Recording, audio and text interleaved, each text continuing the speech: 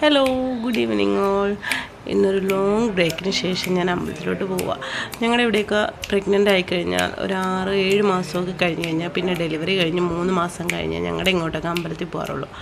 അപ്പോൾ അതുകൊണ്ട് തന്നെ ഒരു 7 മാസത്തെ 7-8 മാസം അടുപ്പിച്ചായി ഒരു ഗ്യാപ്പിന് ശേഷമാണ് ഞാൻ അമ്പലത്തിൽ പോകുന്നത്. ഇത് ഞങ്ങളുടെ വീടിനടുത്ത് തന്നെയുള്ളൊരു അമ്പലമാണ്, മുളകരത്തെ അമ്പലം.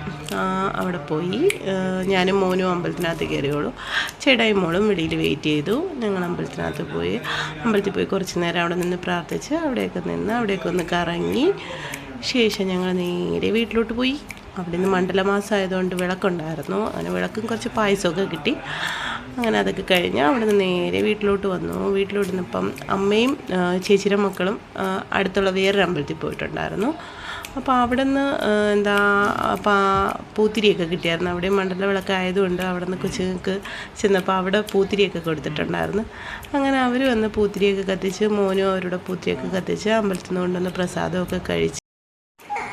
അപ്പോൾ ശരി, നാളെ കാണാം പുതിയ റീൽ.